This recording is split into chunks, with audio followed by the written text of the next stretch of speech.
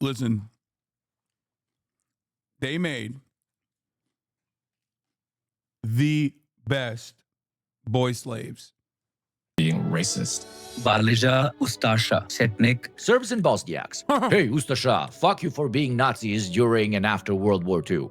Bosniaks and Croats. Hey, Chetniks, fuck you for supporting expansionist, monarchist, clero-fascists during World War II. Serbs and Croats. Hey, Balije, fuck you for supporting the imperialist Ottoman occupation for 5 centuries. Basically, each of these...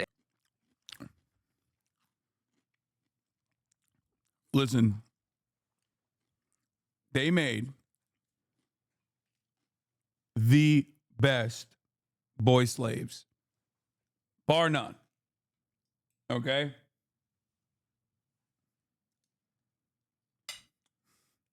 Or at least that's what fucking Alexa tells me.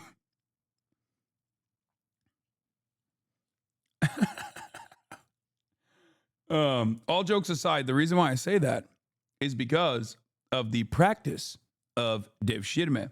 For those of you who don't know, the Ottoman Empire had a very interesting approach to slavery. Very still horrifying. It's slavery, right? Obviously, it's completely unacceptable. It's disgusting. But contrary to the very different chattel slavery practice that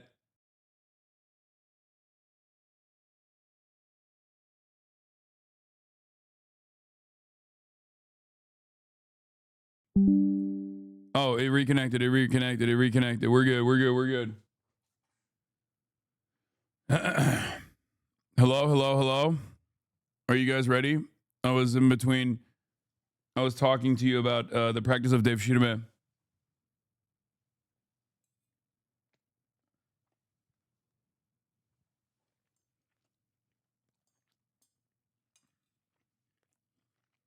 So,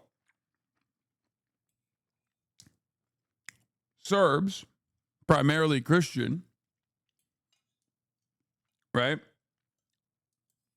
The Devshirme practice was one that the Ottomans applied, where they would go to towns, places that they conquered, villages they conquered, and they would basically take young boys who were non-Muslim, okay, and send them to education.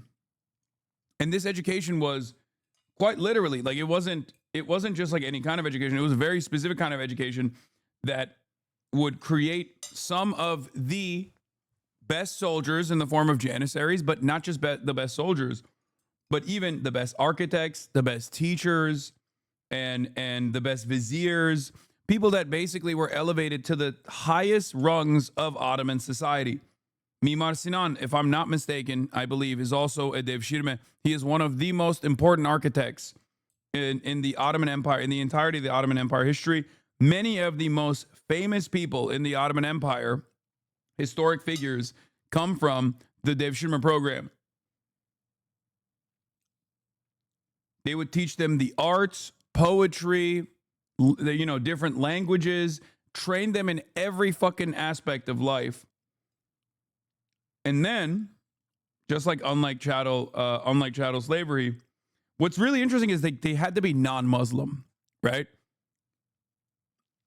So there are stories of Muslim parents lying about their children being, or Muslim parents basically lying, Muslim families lying about their kids because they were so poor that they would basically lie about them not being Muslim so they could fucking send their kids off into the Devshirme program.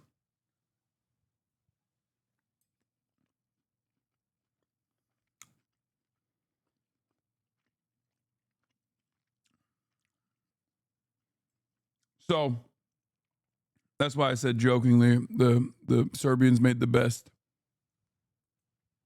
boy slaves.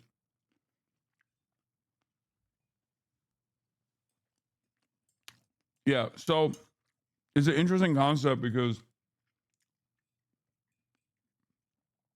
they literally would get incredible education and would would reach the highest rungs of society. Is it really the same as the dancing boys? No. No, there isn't. Eunuchs are totally different if that's what you're asking. Because I saw some people talking about eunuchs. The only eunuchs in Ottoman Empire were in the harem. And initially, the harem, like the person in charge of the harem leader or whatever, they used to hire, like they used to, use a black slave in the harems. And the reason for that was because obviously if the person who's in charge of the harem had sex with the concubines, then everyone would know because the babies would be black, right?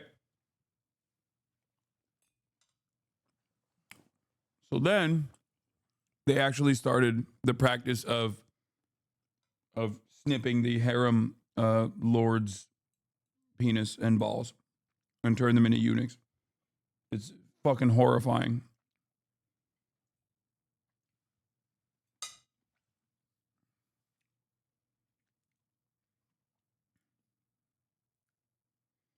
Anyway, let's continue. Ethnic groups uses the most controversial period in the history of the other groups to generalize them and call them all equal supporters of said political movements and periods.